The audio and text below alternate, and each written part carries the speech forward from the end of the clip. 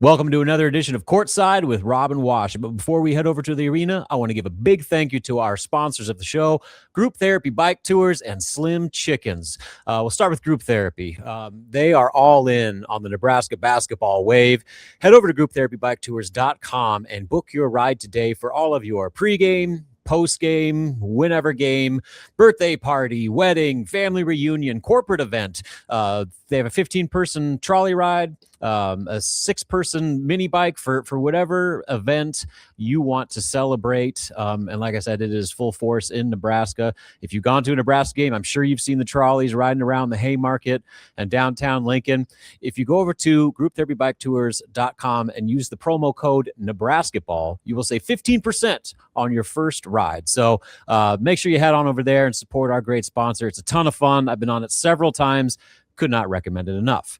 Now over to our other sponsors, Slim Chickens. Bill Hooks and his wife Stacy are diehard Nebraska fans, and they couldn't wait to jump on the Nebraska basketball train.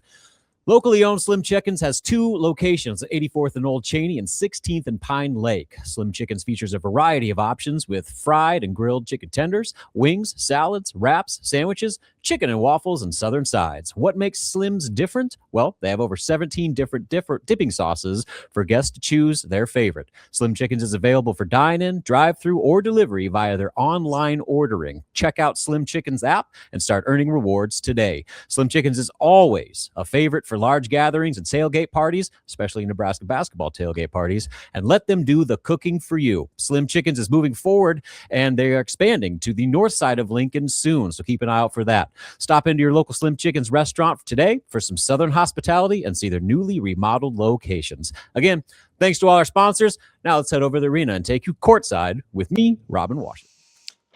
Welcome back to another edition of Courtside with Rob and Washut, following Nebraska's 76-66 win over Washington here at Pinnacle Bank Arena on Wednesday night. And, on the surface, it's a game where Nebraska did what they were supposed to do. They came in as anywhere from 10.5 to 11.5 point favorites against a beat-up Washington team that was down 2 of its best players.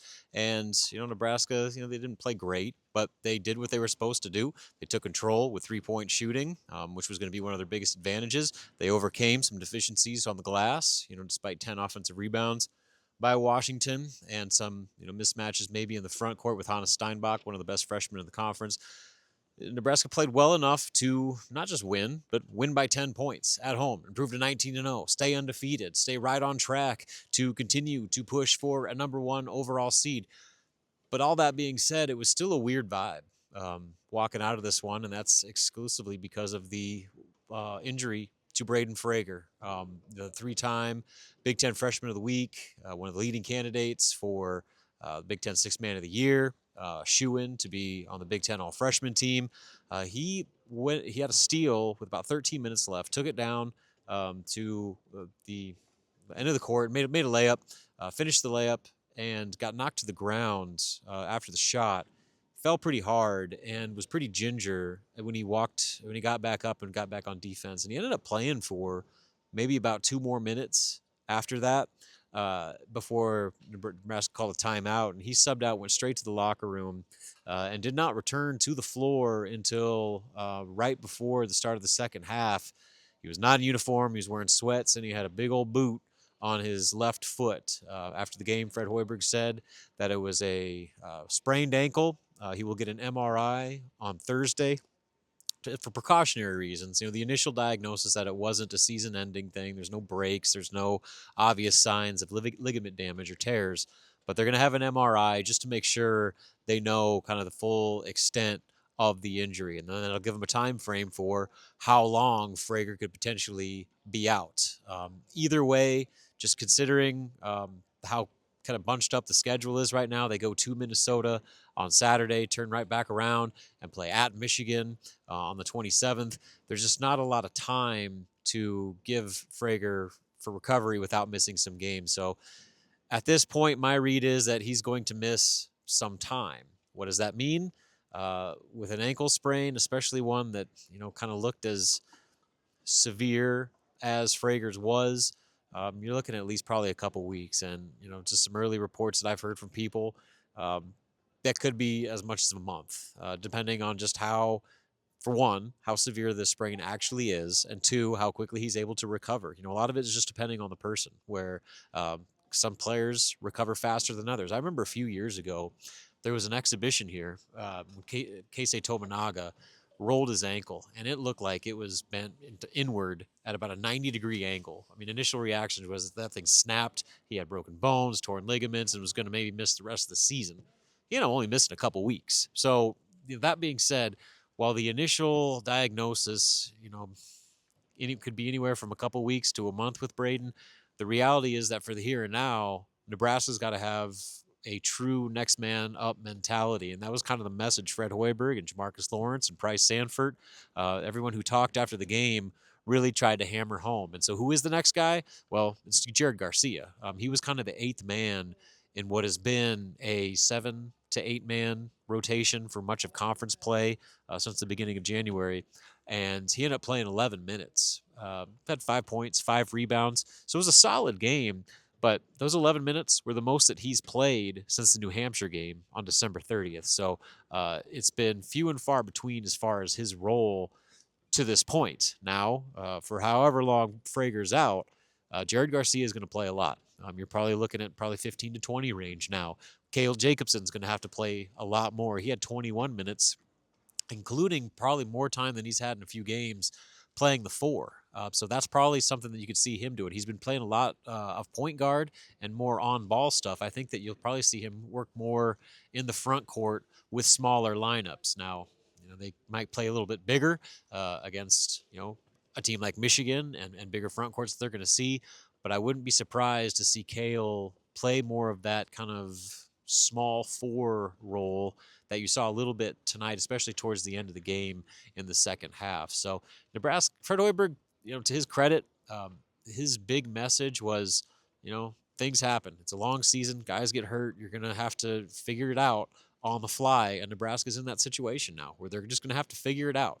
Braden is an excellent player. His energy is infectious, and he does things with the basketball and with his athleticism that a lot of other players, maybe not any other player on the roster, can do. So there's no way to sugarcoat this. This is a massive loss for however long Braden is not in the lineup. He is a key piece to Nebraska's success.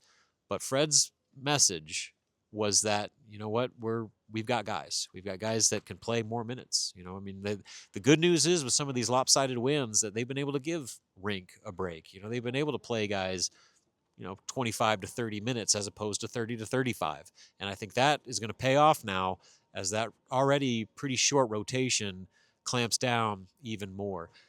I don't really see anybody else kind of like a Kendall Blue or, let's see, Leo Curtis, Justin Bolus, all these guys played tonight. I don't really see any of them being an answer as far as playing more extended minutes going forward for however long Braden's out. I think it's just going to be Jared Garcia playing more and Cale playing more 4, and these are the starters playing even more of a workload than they've already been seeing. So it's not going to be ideal, especially with just kind of how the calendar is bunched up on Nebraska here with so many games and with such short amount of rest in between.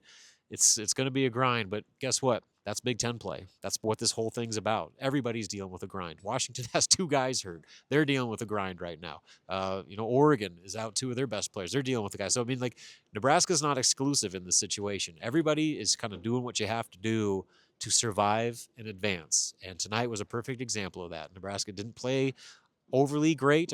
They shot 50%. Price Sanford, 23 points, his 3rd straight 20-point effort. He's been absolutely lights out over the last few games, and they're going to need him more than ever now.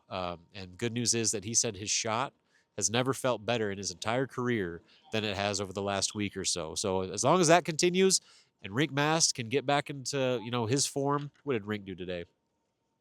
Yeah, Rink played 33 minutes. He hadn't played over 20 over the last 2. So again, it shows you the value of the way that Nebraska won and the way that they managed their minutes leading up to this point. That doesn't put him in such a tight bind where, all of a sudden you're searching for any type of break Rink can possibly get. He's about as rested as you could possibly hope for at this point. So him playing 33 minutes, I think that's probably something that he's not only like ready to handle because of the rest, but I think it's something he's going to embrace. And so he was 4-13, 12 points, knocked down a couple threes. He was 2 for 8 from 3. I would like to see him get back to where he was earlier in the season. I think at some point that will happen. He's too good of a player to be that inefficient from behind the arc, too good of a shooter. And Fred Hoiberg made a good point. He missed 6 shots, but there were a few of those that were right on line. They looked good coming out, and they just kind of went in and out. So eventually, more of those shots are going to fall than they did tonight. And so, again, I think that Nebraska has the horses still in play to be able to handle however long Braden's out. It's not going to be ideal by any stretch, but I think that they're going to be in a situation where guys are going to be ready for the challenge to step up and handle whatever workload they need to handle to get through this until they get one of their most critical pieces back in the lineup. So looking ahead, you got Minnesota on Saturday, 11 a.m. game. I looked at the temperatures on that one, and it's going to be bitterly cold. In fact, I saw something where there's like a tree explosion warning, where I never even knew that was a thing. But apparently in Minnesota, that's what happens when it gets so cold that the sap inside the trees makes them combust and whatever. Like, all I know is it's going to be super cold. I'm glad the game is inside. And hopefully that cold will keep some of the Gopher fans away from the barn, because that's always been a tough place for Nebraska to play. I don't know what it is about maybe just the weirdness of the elevated floor, the unusual rafters, and kind of labyrinth setup of the stands. Either way, this is going to be the next challenge. Nebraska's whole season has been about facing different types of adversity, and here we are with another big one on how they continue on without Braden Frager's presence off the bench. Until then, thanks for tuning in to Courtside with Robin Washut. Well, thanks again to my sponsors, Group Therapy Bike Tours and Slim Chickens, and we'll talk to you up in Minneapolis for pregame analysis up in Minnesota.